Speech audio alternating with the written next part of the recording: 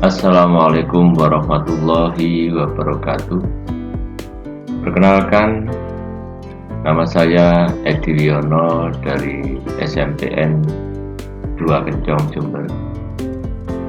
Perkenankan saya pada kesempatan ini melakukan aksi nyata untuk menyebarkan pemahaman tentang Merdeka Belajar topik yang pertama, modul yang kedua, yaitu mendidik dan mengajar pada materi mendidik menyeluruh. Para bapak dan ibu guru yang sangat luar biasa, kita sudah sering mendengar istilah pendidikan dan pengajaran. Bukan hanya satu atau dua kali, kata-kata itu benar-benar tidak asing bagi kita sebagai seorang pendidik. Sekilas istilah pendidikan dan pengajaran memiliki makna yang sama. Namun perlu diketahui, ternyata dua hal itu ada perbedaan. Apa saja perbedaannya? Perkenankan saya menyampaikan, pengajaran adalah suatu cara menyiapkan ilmu atau manfaat bagi hidup anak-anak secara lahir maupun batin. Pengajaran adalah salah satu bagian dari pendidikan, begitu juga dengan mengajar yang merupakan bagian dari mendidik. Lantas, pendidikan adalah dapat kita simpulkan sebagai tempat menaburkan benih-benih kebudayaan yang hidup dalam masyarakat sekaligus sebagai instrumen tumbuhnya unsur peradaban, seperti yang sudah disampaikan oleh Bapak Pendidikan kita, Ki Hajar Dewantara. Para bapak dan ibu guru yang sangat luar biasa, kita lanjutkan. Ki Hajar Dewantara mendefinisikan pendidikan itu adalah sebagai tuntunan. Pendidikan bukan sebagai alat untuk menakut-nakuti atau memaksakan kehendak. Menurut Ki Hajar Dewantara, mendefinisikan pendidikan sebagai tuntunan.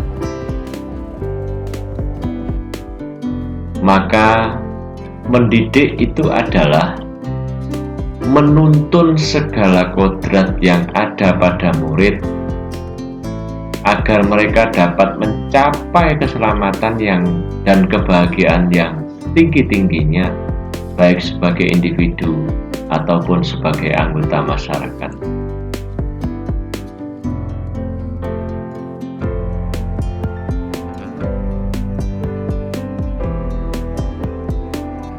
Perlu kita ketahui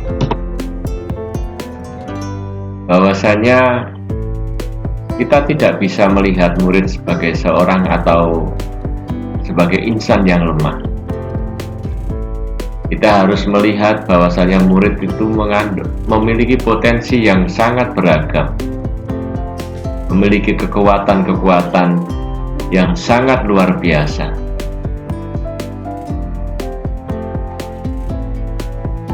Maka dari itu,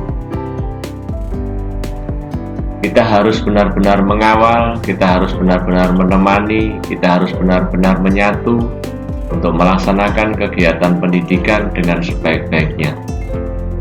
Kenapa demikian? Karena murid diciptakan memiliki kodrat untuk mereka hidup dan tumbuh. Pendidik tidak dapat menentukan dan berkehendak akan hidup tumbuhnya murid.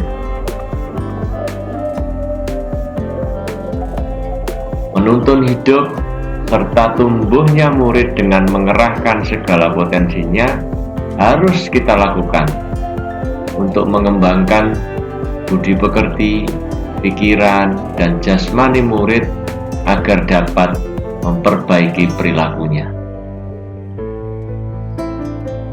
Seperti seorang petani,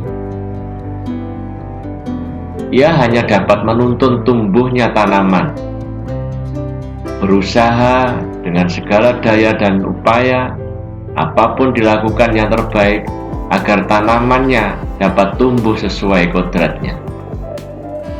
Namun demikian, seperti apapun ikhtiar yang sudah dilakukan oleh petani untuk tumbuhnya tanaman, tidak akan mampu membuat tanaman tersebut tumbuh menjadi tanaman lain. Jagung tidak mungkin menjadi singkong, singkong pun tak mungkin menjadi padi. Anak-anak kita, murid-murid kita tumbuh berdasarkan kekuatan kodratnya yang sangat unik. Seperti itulah peran pendidik yang bisa menuntun agar murid tumbuh dan berkembang sesuai dengan kodratnya. Para bapak dan ibu guru, pendidikan tidak hanya berbentuk pengajaran yang memberikan pengetahuan kepada murid, tetapi ada beberapa hal yang harus diperhatikan.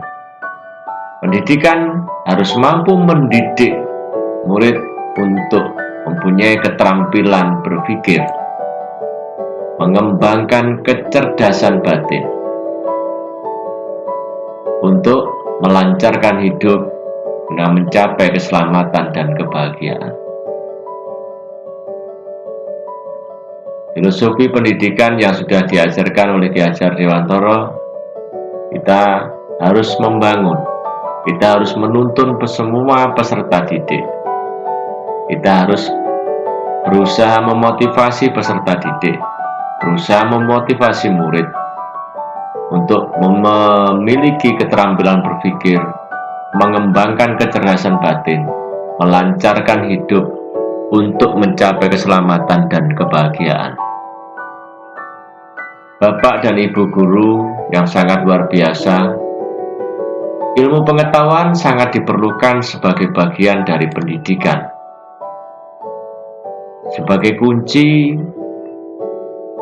untuk mengasah keterampilan berpikir, memajukan kecerdasan batin, dan melancarkan hidup pada umumnya.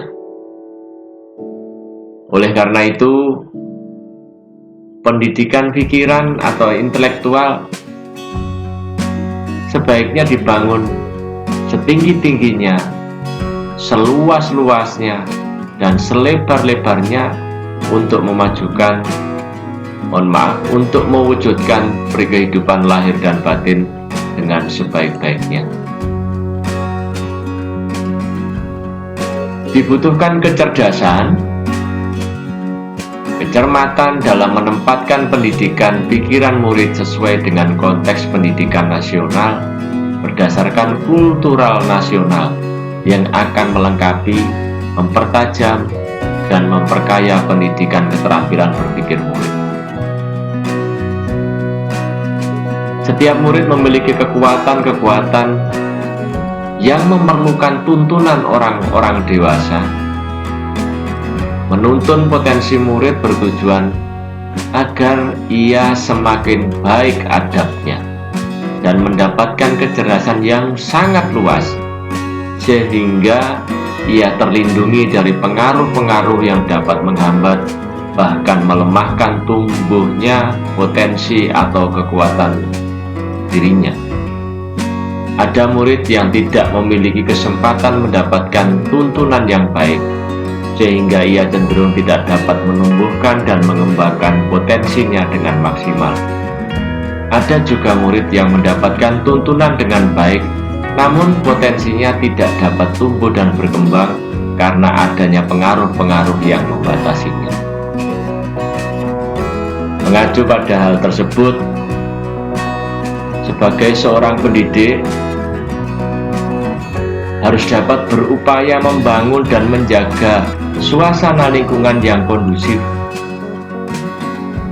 Kita harus mampu membangun suasana yang kondusif agar setiap murid dapat tumbuh dan berkembang sesuai dengan kodratnya. Seandainya dua garis yang saling tarik-menarik dan saling mempengaruhi yang pada akhirnya berujung menjadi satu. Dua garis itu adalah garis dasar yang menggambarkan potensi dari murid, dan garis keadaan yang menggambarkan kesempatan untuk berkembang. Kedua garis ini saling berhubungan, dan menurut ilmu pendidikan disebut dengan konvergensi. Buah dari tuntunan kepada murid adalah berkembangnya akal budi murid yang akan mendorong terciptanya kebudayaan. Kebudayaan bangsa yang menjadi ciri khas dan dasar perubahan zaman di tengah-tengah kebudayaan negara lain kadang-kadang membuat kita khawatir akan tergerusnya kebudayaan kita. Meskipun adat istiadat atau kebiasaan di masyarakat berubah karena akal budi manusia juga terus berkembang, kebudayaan bangsa Indonesia akan tetap ada dan tentunya akan tetap menjadi pilar utama dalam memajukan pendidikan nasional. Sebagai contoh, kebudayaan gotong royong, membersihkan dan merias kelas bersama-sama, merawat taman, dan kegiatan-kegiatan lain yang melibatkan murid dapat menumbuhkan karakter dan kecakapan sosial emosional.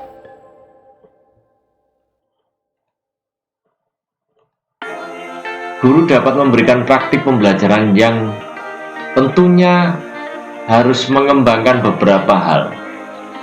Di antaranya adalah guru harus mampu memberikan praktik pembelajaran yang mengembangkan kerjasama, mengembangkan empati, mengembangkan sikap toleransi atau menghargai sesama, dan mampu menunjukkan kontribusi sosial dalam kehidupan minimal di sekitar tempat tinggalnya, sehingga murid dapat menemukan dan terbekali dengan kebudayaan bangsa.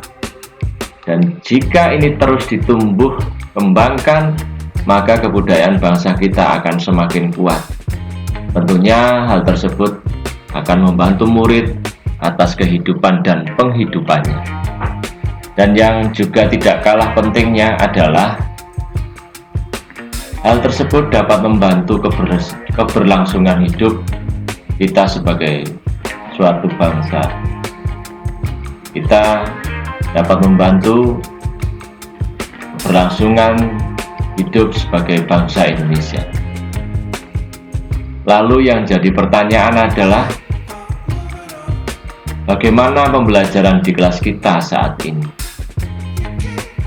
Apakah kita sudah benar-benar melaksanakan pendidikan? Apakah kita sudah mendidik anak dengan menyeluruh?